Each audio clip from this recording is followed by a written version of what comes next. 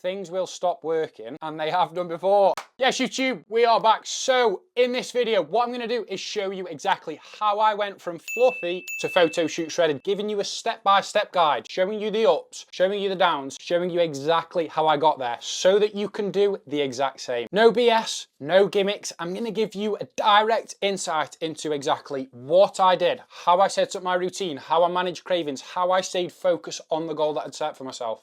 So, with that being said, let's get straight into it. So for this transformation, fluffy to photo shoot lean, what I'm going to do is split it up into 3 phases. Now, looking back on the process as a whole, these 3 phases were evident within my fat loss journey. Phase 1 is just simply implementing a good routine that you can stick to in the long term. So to ensure that you can actually do this, I like to adopt what is called a backloading approach. Now, essentially, all a backloading approach is just making small changes frequently from the very start so that when you start off, you aren't overwhelmed, you're not doing too much, and you can just, as I said, make small gradual changes as time progresses to ensure that you've got a routine that you can actually stick to in the long term. Structure is absolutely everything when you are cutting, when you are aiming to get absolutely shredded, not just lean. So this was my starting point. In this picture, I'm sitting at roughly 93, 94 kilos, not doing much cardio, not doing many steps, and as I said, looking a little bit fluffy. Another little curveball in this fat loss phase, I actually went traveling for 3 months. So if any of you are watching this video and you're thinking, oh, I've not got time to lose fat, I can't do this, I can't do that, it's just bullshit. You do have the time.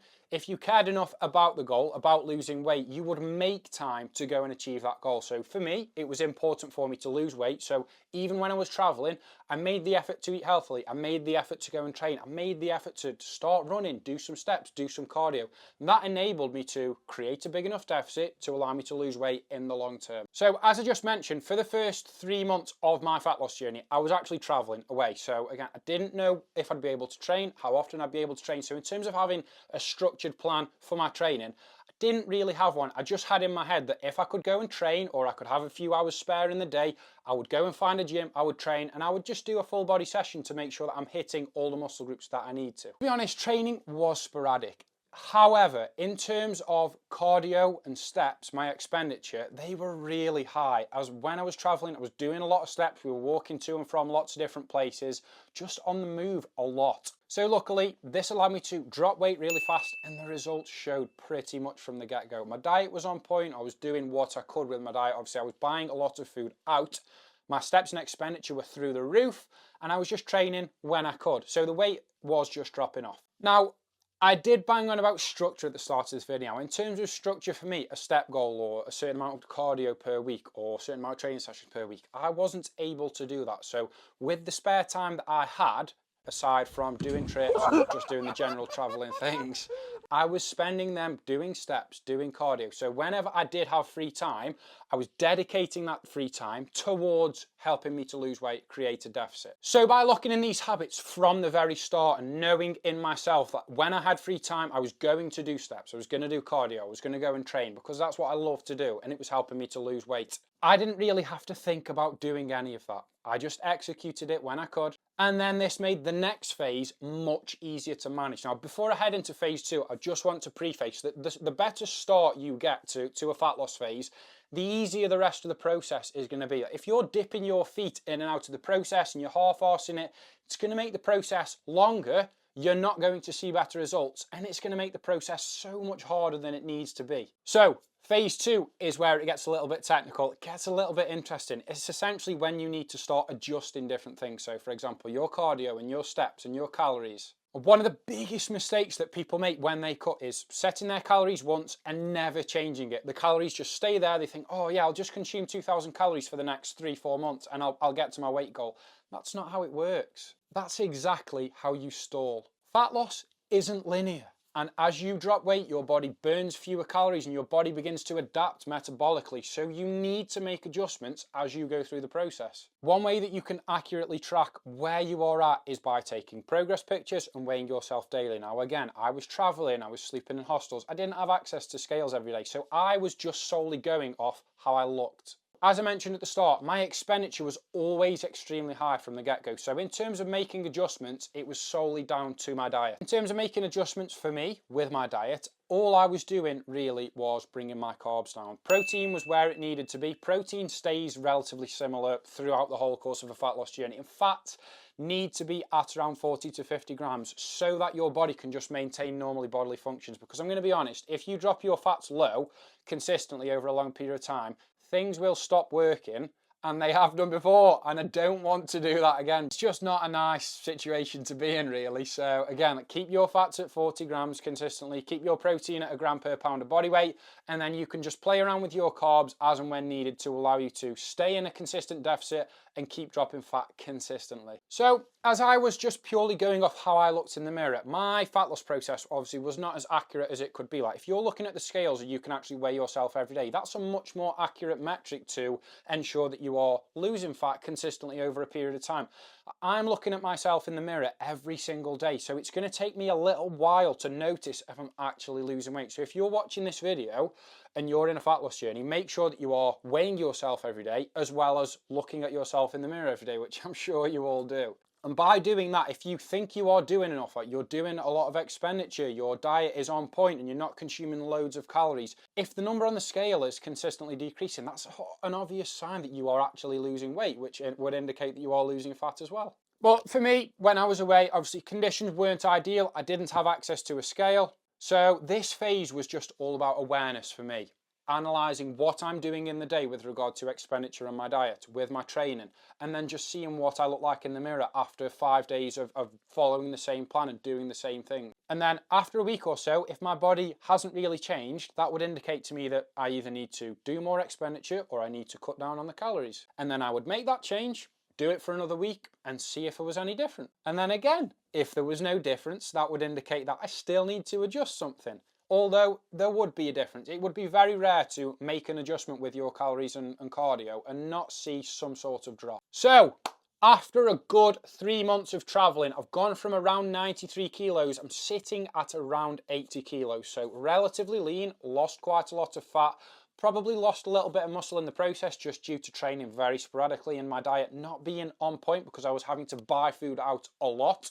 And this is the point where I decided to book in the photo shoot. So essentially this last little stint, which was a couple of months, I think it was around 8, 9, 10 weeks. This was what I call phase 3, which is essentially crunch time. So getting photo shoot shredded is not easy at all. And it's more a mental game than anything else. Cravings are through the roof. Energy is through the floor. You still have to train. You have to do hours of cardio every day, hours of steps every day.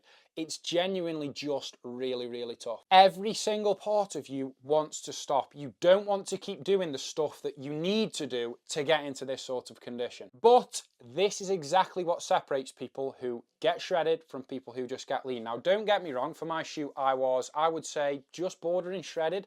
There was still weight to sort of strip off. I wasn't stage lean, so to say, but I was incredibly lean. So, hunger and cravings, how did I manage them? Now, there's a few sort of tricks that I abide by when I'm in any sort of heavy fat loss phase. So, tip number 1 is drink lots of coffee. So I would wake up, drink 2, 3 coffees before I even touch any food. Which leads me on to point number 2. Push your first meal back as far as you possibly can. Now, when you're getting in this sort of condition, you are inevitably going to be hungry. It's unavoidable. And if you are hungry nearer to when you go to bed, it's going to affect your sleep, which is then going to affect your recovery, which is then going to affect your training. So just a little life hack.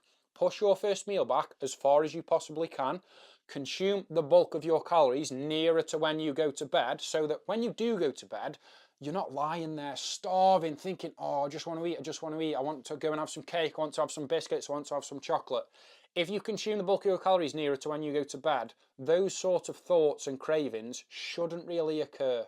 Or if they do, they won't be as bad as if you were to wake up, have breakfast, have your last meal at 5 p.m. and then have another 5-6 hours before you go to bed where you can't have any more food. 2 tips for hunger and cravings done. Next, we are on to training. So when we go into a heavy fat loss phase, again, training does need to be adjusted. Now, when we are getting onto the brink of being shredded, training volume must come down. Obviously, we've not got a lot of food in us, we're feeling fatigued. If you're going in and you're smashing loads of volume and you're smashing heavy weights, you are going to run yourself into the ground. You're going to massively affect recovery, you're going to massively affect your progress. Training volume, I reduced it by half in the last 2 to 3 weeks leading up to the shoot. Again, just to ensure that my body wasn't being ran into the ground, my recovery was still as good as it could be. With being 2 or 3 weeks out, you've already done the heavy lifting. You will pretty much be there condition wise, maybe a little bit more to strip off, but in terms of like retaining the muscle that you've got, there's not really a lot that you're going to do in the last 2 to 3 weeks. So smashing loads of volume, it's not going to do you any favors. Now,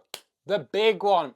How did I stay so focused on my goal? Now, your reason why for getting in shape, whether that's to build muscle and be bigger, to build your confidence, whether that's to lose fat because you're sick of being fat for however long, your reason why is the one thing that will get you to that result. So for me, my reason why did I want to do this shoot? I'd never been in elite condition before. Obviously, I was transitioning into being a coach. For me, as a coach, I want to lead from the front. I want to be 30 steps ahead of any potential clients that I would take on board. By doing a photo shoot, getting into elite condition, that's essentially what I was setting myself up to do. I was setting myself up to lead from the front, to be an example, to be a role model to my clients, to show that I've walked the walk, to show that if they wanted to do a shoot, I've been there and I've done that and I've got the knowledge to guide them through that shoot in the best way possible and to get the best results that we can. And then another point, which may seem a little bit silly, but I was just envisioning myself on shoot day, thinking towards the goal, thinking that if I put the work in and I give it my all and I do everything that I'm supposed to do,